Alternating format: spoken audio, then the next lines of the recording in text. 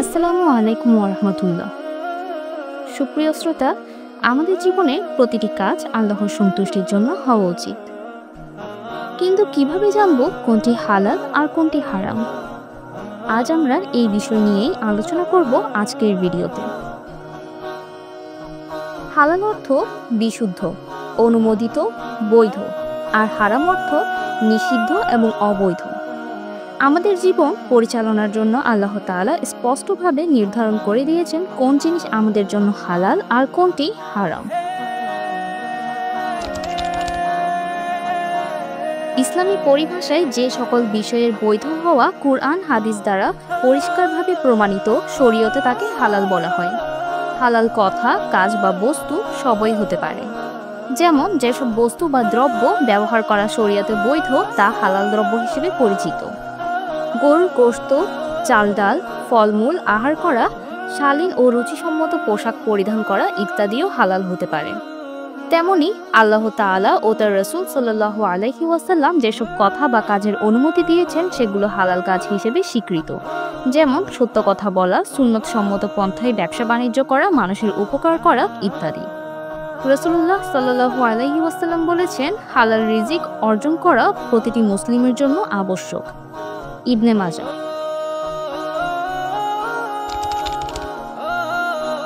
হারাম হলো হালালের সম্পূর্ণ বিপরীত। হারাম অর্থ নিষিদ্ধ, মন্দ, অসঙ্গত, অপবিত্র ইত্যাদি।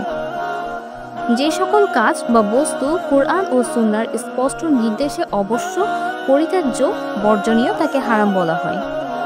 অর্থাৎ আল্লাহ তাআলা ও তার রাসূল সাল্লাল্লাহু আলাইহি ওয়াসাল্লাম যেসব কাজ করতে বা যেসব বস্তু ব্যবহার করতে সুস্পষ্টভাবে নিষেধ করেছেন সেসব কাজ বা বস্তু মানুষের জন্য হারাম। যেমন সুদ, ঘুষ, জুয়া খেলা, শূকরের গোশত খাওয়া, মদ পান করা ইত্যাদি। আল্লাহ বলেন, তোমরা সুদ খেও না, দ্বিগুণ চৌগুণ করো না। সূরা আলী ইমরান আয়াত 130।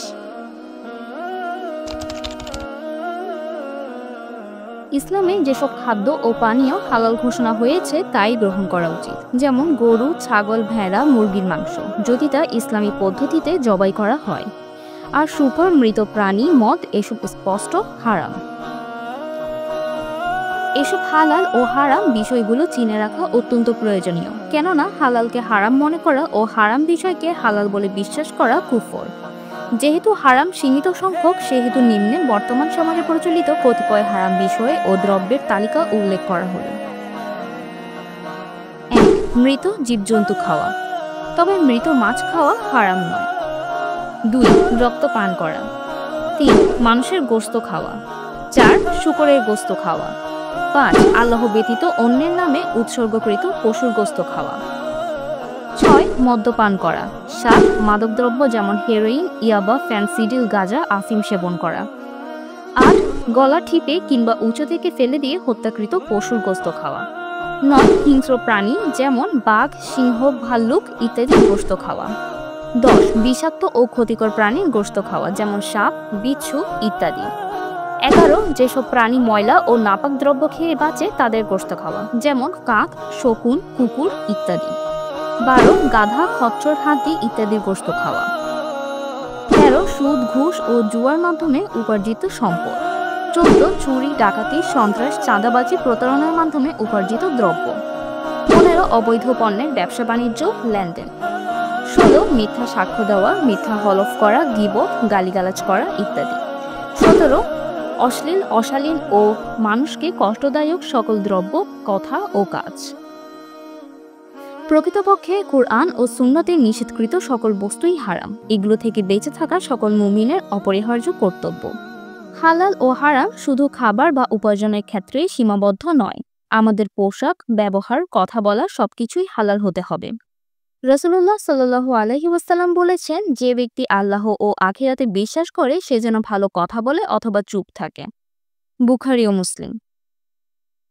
প্রিয় বন্ধুরা, দুনিয়ার এই সাময়িক জীবনে আমরা যদি হালাল হারামের সীমারেখা মেনে চলি তবে আখিরাতে আমাদের জন্য জান্নাত অপেক্ষা করছে। তাই আসুন আল্লাহর নির্দেশ মেনে চলি এবং হারাম থেকে নিজেদের বাঁচাই। আল্লাহ তাআলা আমাদের সবাইকে হালাল পথে চলার তৌফিক দান করুন। আমিন।